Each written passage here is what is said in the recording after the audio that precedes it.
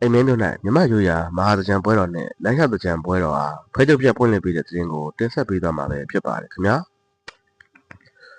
AR တိုင်းဒေသကြီးမြောင်မြခရိုင်အိမ်မင်းမြို့၌မြန်မာတက္ကသိုလ်1388ခုနှစ်မဟာသကြံအကျိုးနေ့တွင်မြမရိုးရာမဟာသကြံပွဲတော်နှင့်လမ်းလျှောက်သကြံပွဲတော်ဖွင့်ပွဲအခမ်းအနားကိုဗဟိုမန်းတန်ရှိ၌ဧပြီလ13ရက်နေ့ညနေ4:00 နာရီအချိန်ကကျင်းပခဲ့ပါတယ်ခင်ဗျာ။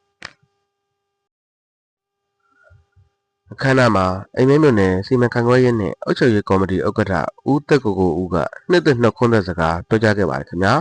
။ဆက်လက်ပြီးမဟာသကြံပွဲတော်နှင့်လမ်းလျှောက်သကြံပွဲတော်ဖွင့်ပွဲအခမ်းအနားကျင်းပရာအိမ်မင်းမြို့နယ်စီမံခန့်ခွဲရေးနှင့်အုပ်ချုပ်ရေးကော်မတီဥက္ကဋ္ဌနှင့်အဖွဲ့ဝင်များလွှတ်တော်ကိုယ်စားလှယ်များကဖဲချုပ်ဖြတ်ဖွင့်လှစ်ပေးခဲ့ပြီးရင်းဖွေများကမန်းတောင်ရိပ်ခိုမြနန္ဒာသချင်းဖြင့်တပ်ပြဖျော်ဖြေခဲ့ကြပါတယ်ခင်ဗျာ။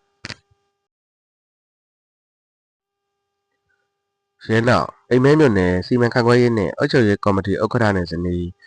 လွှတ်တော်ကိုယ်စားလှယ်များမြို့နယ်စီမံခန့်ခွဲရေးနှင့်အုပ်ချုပ်ရေးကော်မတီအဖွဲ့ဝင်များဌာနဆိုင်ရာအကြီးအကဲများ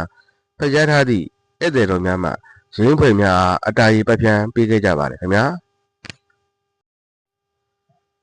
ဆက်လက်ပြီးမြို့နယ်စီမံခန့်ခွဲရေးနှင့်အုပ်ချုပ်ရေးကော်မတီဥက္ကဋ္ဌနှင့်ဇနီး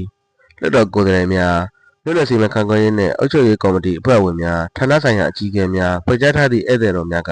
လမ်းလျှောက်သကြံအားလှည့်လည်ကြည့်ရှုခဲ့ကြကြောင်းသိရပါတယ်ခင်ဗျာ